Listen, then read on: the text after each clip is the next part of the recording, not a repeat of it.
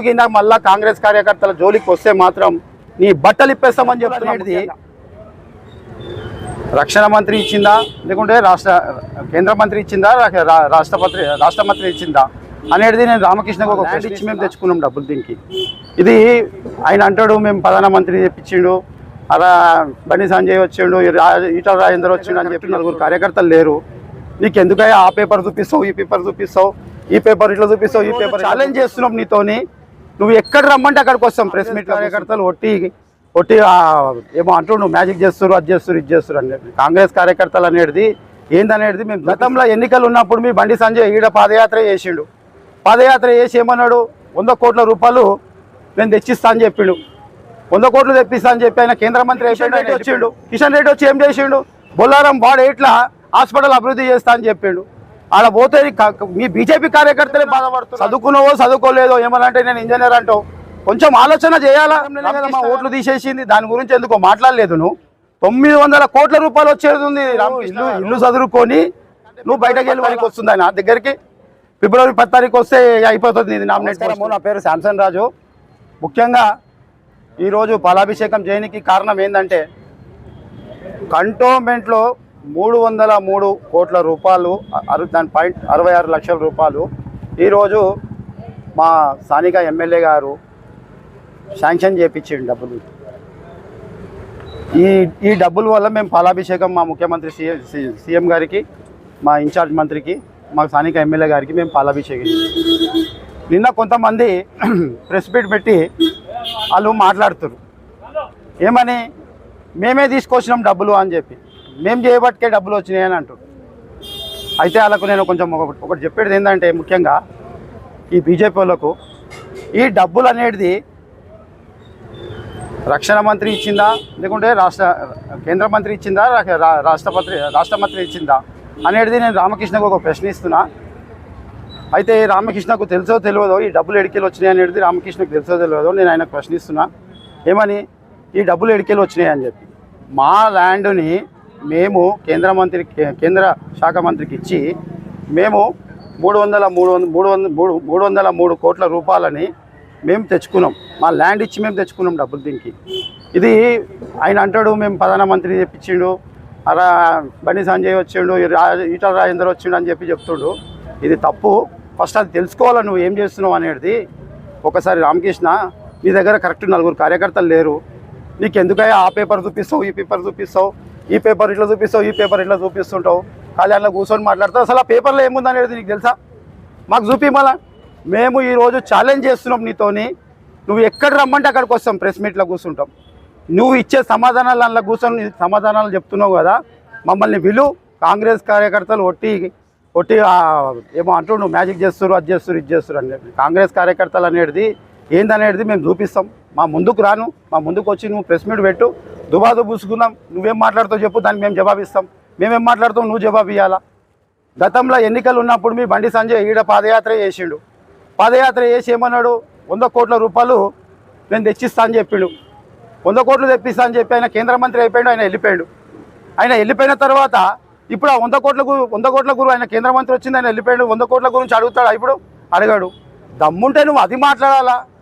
మీ కిషన్ రెడ్డి వచ్చిండు, కిషన్ రెడ్డి వచ్చి ఏం చేసిండు, బొల్లారం వాడు ఎట్లా హాస్పిటల్ అభివృద్ధి చేస్తా అని చెప్పిండు.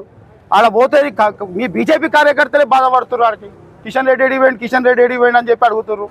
అది ఆలోచించకుండా నువ్వు మేము కష్టం చేసుకొని మేము తెచ్చినాం. ఇంకోటి ఏంటంటే, ముఖ్యంగా నువ్వు కొంచెమైనా చదువుకున్నావో చదువుకోలేదో ఏమనంటే నేను ఇంజనీర్ అంటావు, కొంచెం ఆలోచన చేయాలా రామకృష్ణ గారు. ఎందుకంటే మా ముఖ్యమంత్రి ఇక్కడ ఎంపీ ఉండే, ఏ గల్లీలో ఏమవుతుంది అనేది మాకు తెలుసు. అది మా ముఖ్యమంత్రికి ప్రతి ఒక్క దాని మీద మొత్తం తెలుసు.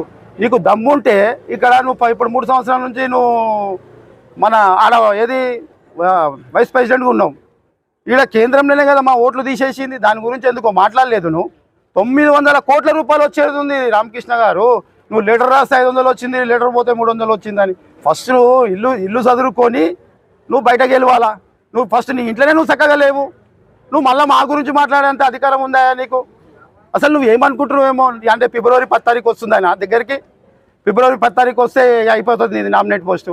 మళ్ళీ నేను నామినేట్ తెచ్చుకోవాలని చెప్పి ఆలోచన.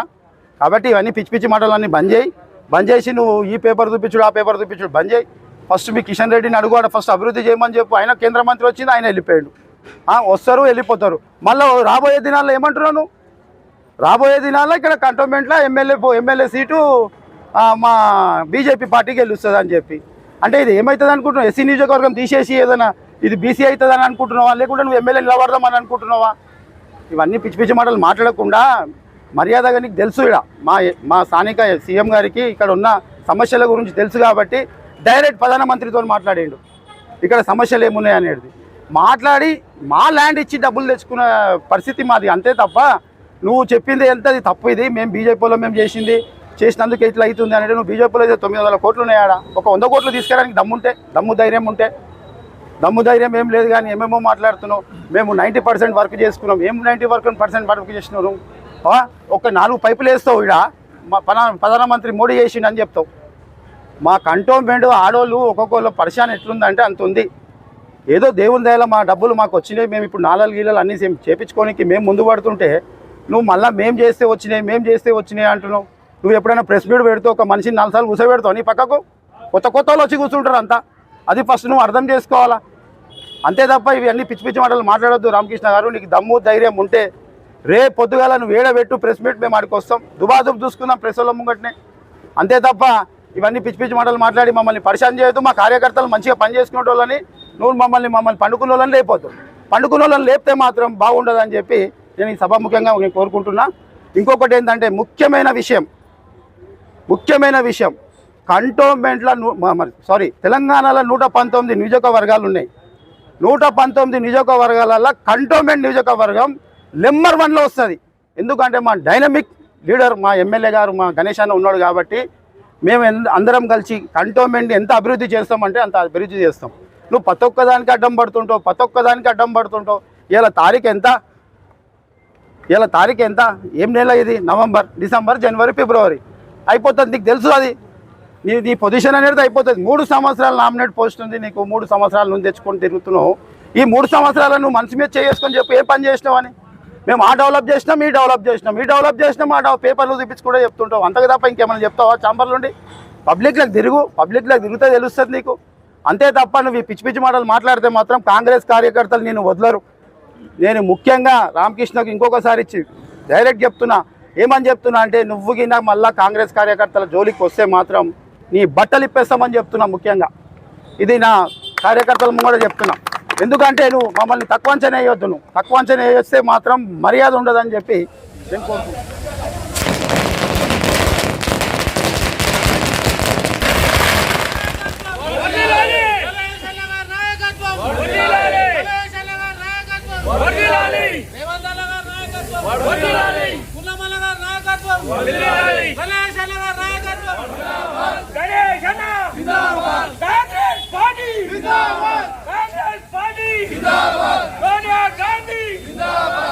యనుమల రేవంత్ రెడ్డి అనే నేను తెలంగాణ రాష్ట్ర ముఖ్యమంత్రిగా ప్రజలందరికీ న్యాయం చేకూరుస్తానని దైవ సాక్షిగా ప్రమాణం చేస్తున్నాను.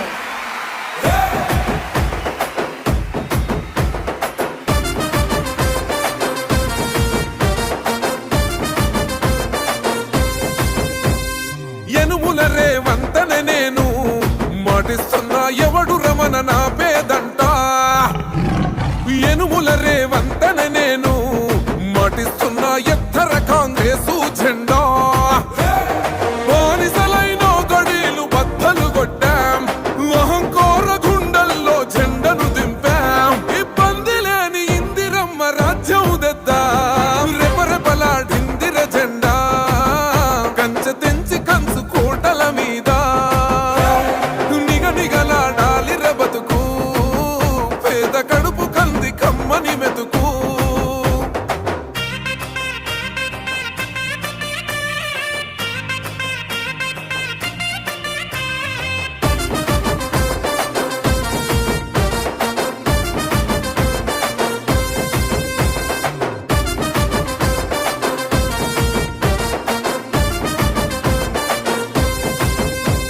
ఊకూకనే రాలే బిడ్డ కూసున్న సీటు, ఎదిరించుకుంటూ ఎక్కినరా ఒక్కొక్క మెట్టు.